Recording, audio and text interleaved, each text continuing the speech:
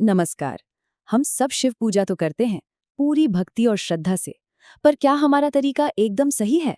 आज चलिए शिव पूजा की उन गहराइयों में उतरते हैं जो हमारी भक्ति को और भी कह सकते हैं सार्थक बना सकती हैं। और ये सवाल तो कई भक्तों के मन में आता है। कभी कभी अनजाने में ही हमसे कुछ ऐसी गलतियां हो जाती हैं जो पूजा के फल पर असर डाल सकती हैं। तो आइए आज कुछ ऐसी ही आम भूलों को पहचानते हैं और समझते हैं कि अपनी भक्ति को सही दिशा कैसे दी जाए। तो देखिए, सबसे पहली और आम गलती जो होती है वो है भगवान शिव को तुलसी के पत्ते चढ़ाना। अब तुलसी जी हैं तो बहुत पवित्र, इसमें कोई शक नहीं, लेकिन वो भगवान विष्णु को प्रिय हैं। शास्त्र में साफ लिखा है कि शिवलिंग पर तुलसी चढ़ाना अच्छा नहीं माना जाता। इसकी जगह क्या करें? बेलपत्र, जो भगवान शिव को बेहद प्रिय है। अभिषेक के समय भी अक्सर कुछ भूल हो जाती हैं, जैसे कि हल्दी का इस्तेमाल। हल्दी को स्त्री ऊर्जा से जोड़ा जाता है, इसलिए इसे शिव पूजा के लिए ठीक नहीं मानते। और नारियल पानी, शिवलिंग पर नारियल पानी चढ़ाने से भी बचना चाहिए। सबसे अच्छा क्या है? दूध, दही, गंगाजल, ये सात्विक चीजें अभिषेक के लिए सबसे सही रहती हैं। अच्छा, अब बात करते हैं फूलों की। यहाँ भी एक खास बात का ध्यान रखना है, और वो है केतकी का फूल। एक पौराणिक कथा है जिसके चलते इस फूल को भगवान शिव की पूजा में शामिल नहीं किया जाता। इसे वर्जित माना गया है, तो इसकी जगह आप धतूरा या आँख जैसे फूल चढ़ा सकते हैं जो उन्हें बहुत पसंद हैं। तो अगर एक नज़र में देखें तो सही चीजों का चुनाव बहुत जरूरी है। तुलसी नहीं, बेलपत्र, हल्दी नहीं, पवित्र भस्म या चंदन, और केतकी की जगह धतूरा। देखिए, ये कितने छोटे छोटे बदलाव हैं, पर इनसे हमारी पूजा शास्त्रों के अनुसार और कहीं ज्यादा असरदार बन जाती है। तो अब तक हमने ये तो जान लिया कि क्या नहीं करना है। तो चलिए अब फोकस करते हैं उन सही तरीकों पर जो हमें अपनाने चाहिए। और इसकी शुरुआत कहाँ से होती है? घर पर पूजा के लिए एक पवित्र जगह बनाने से, यानी शिवलिंग की स्थापना से। अगर आप घर पर शिवलिंग स्थापित कर रहे हैं तो कुछ बातें हैं जिनका ध्यान रखना बहुत जरूरी है।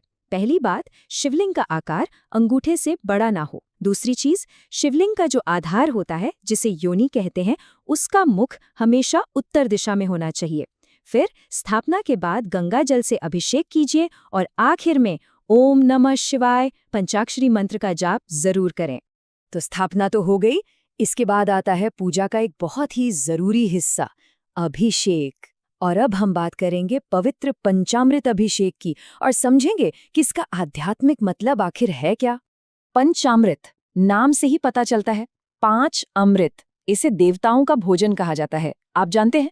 ये एक ऐसा पवित्र मिश्रण है जो आत्मा को शुद्ध करता है और दिव्य ऊर्जा को हमारी ओर खींचता है। तो ये 5 अमृत हैं क्या? देखिए, हर एक का अपना एक खास मतलब है।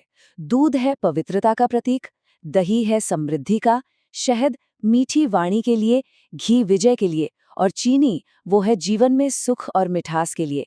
ये पांचों मिलकर एक बहुत ही शक्तिशाली अर्पण तैयार करते हैं। चलिए अब अपनी साधना को एक कदम और आगे लेकर चलते हैं।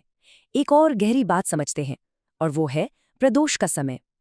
ये प्रदोष काल क्या है और इसकी शक्ति क्या है, आइए जानते हैं। इसकी कहानी जुड़ी है समुद्र मंथन से। जब हलाहल विष निकला तो पूरी सृष्टि को बचाने के लिए भगवान शिव ने उसे पी लिया। इससे उनके शरीर में बहुत जलन हुई। तब सभी देवताओं ने त्रयोदशी तिथि की शाम को उनसे प्रार्थना की, जिससे वो शांत हुए। बस वही समय प्रदोष काल कहलाया। और जानते हैं, यही वजह है कि प्रदोष काल को कर्मों की शुद्धि के लिए एक बहुत ही खास मौका माना जाता है। कहते हैं इस समय भगवान शिव बहुत ही दयालु और प्रसन्न मुद्रा में होते हैं और अपने भक्तों को आशीर्वाद देने के लिए हमेशा तैयार रहते हैं। और सबसे अच्छी बात यह है कि ये मौका हम सबको मिलता है। ये शक्तिशाली समय हर महीने में 2 बार आता है, शुक्ल पक्ष और कृष्ण पक्ष दोनों की 13वीं यानी त्रयोदशी तिथि को। अच्छा, अब तक हमने बाहरी अनुष्ठानों की बात की। अब थोड़ा अंदर की ओर चलते हैं, मंत्र के अभ्यास की तरफ, और बात करेंगे ओम नमः शिवाय की। इसके पीछे के विज्ञान और इसकी आत्मा को समझने की कोशिश करेंगे। इसका बहुत ही सरल सा मतलब है, मैं शिव को नमन करता हूँ। पर इसका अर्थ बहुत गहरा है। ये असल में अपने भीतर की चेतना, उस परम शक्ति को नमन करना है।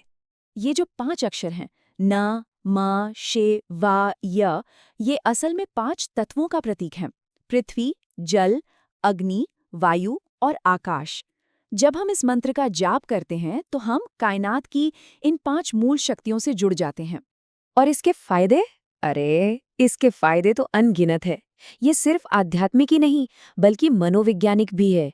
ये तनाव कम करता है, मन को शांत करता है, हमारे अहंकार को काबू में रखता है और आसपास की नकारात्मक ऊर्जा को दूर कर हमें खुद से मिलाता है।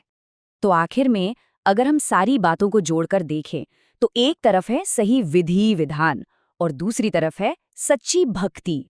देखिए, सही तरीके से पूजा करना एक अच्छा माहौल तो बनाता है, पर भगवान शिव के लिए सबसे ज्यादा जरूरी क्या है?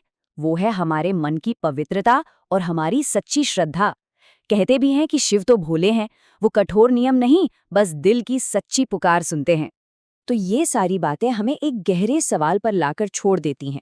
जरा सोचिए, जब हम इन सभी तरीकों को अपने पूजा में शामिल करते हैं, ज्ञान और पूरी ईमानदारी के साथ, तो ये सिर्फ एक बाहरी पूजा पाठ नहीं रह जाता है ना, ये तो हमारे अंदर एक बदलाव का सफर बन जाता है।